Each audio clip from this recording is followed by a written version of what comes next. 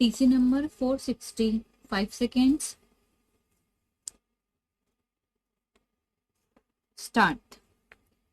Mr. Chairman, sir, I find myself in a little difficult position, having been called to speak after the long, instructive, and informative speech, or shall I say, discourse by the Prime Minister.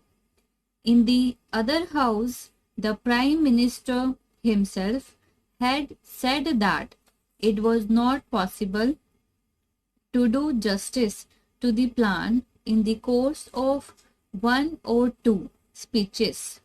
If that is so, in his case, with all his ability, with his vast experience, and with his intimate knowledge of planning and also of the document before us, it is simply impossible for us to deal with even some of the silent features of the plan within the short time that you may be pleased to allow.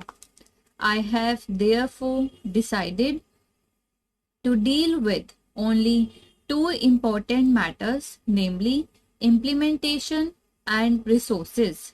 But having to speak after the Prime Minister, I have to refer to some of the points he has made. I may state at the very outset that I do recognize that a great deal of thought has been bestowed on the preparation of the draft plan, and a lot of time and trouble have been taken over its preparation, and I also admire the patience and optimism of its authors, and I can even understand its tone or note of optimism that runs throughout the document. Yet I cannot see my way to congratulate them for the document before us. For after 10 years of functioning of a full-fledged planning commission in the country, after the working experience of two plans, I expected a different kind of document, a more realistic and business-like stock taking of our efforts in the past. The picture, as the Prime Minister said, of the India to come is there, but I find that in important parts it is not clear. The lines are not at all distinct, and even some of the lines made clear in the previous plans have been blurred and they are not intelligible. For instance, certain needs which were described as basic needs of the people have been referred to in this draft as amenities. I give only one instance. Supply of drinking water for the villages was referred to as a basic need in the second plan, and in this plan it has been referred to as an amenity. I find that the draft is not as clear as was the second plan. The Planning Commission was appointed after the Constitution had been framed. The Constitution had given certain directive principles, and it was expected that the Planning Commission would come out with a plan for the implementation of those principles. I can give only one illustration. The Prime Minister talked about so many millions of children going to school. But how many millions are there who are not going to school?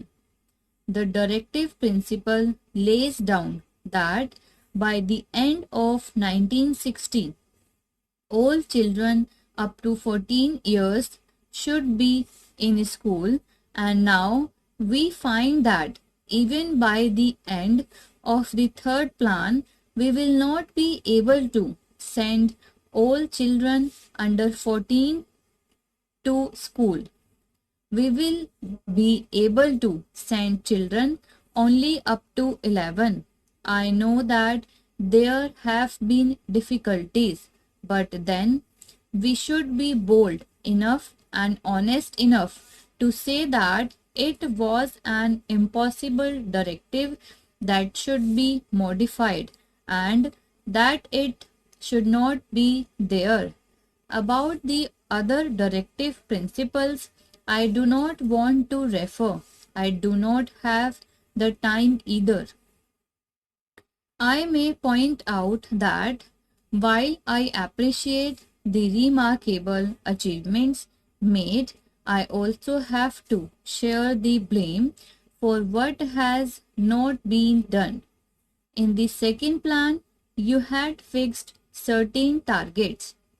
Of course, the prices went up by 20%. Now you are going to make certain investments in the third plan. I have the authoritative opinion of an economist, so we must not be satisfied with that. I say I can understand the note of self-satisfaction on their part because but for that if will not be there and they would have left the job long ago. So we have to devise ways and means. The Prime Minister knows that I have given some thought to the problems confronting us and I have sent suggestions to him from time to time and he has passed them on to the Planning Commission. So, at the time of the preparation of the second plan, I had sent some suggestions and one of them was that I wanted to provide work to the unemployed in the villages.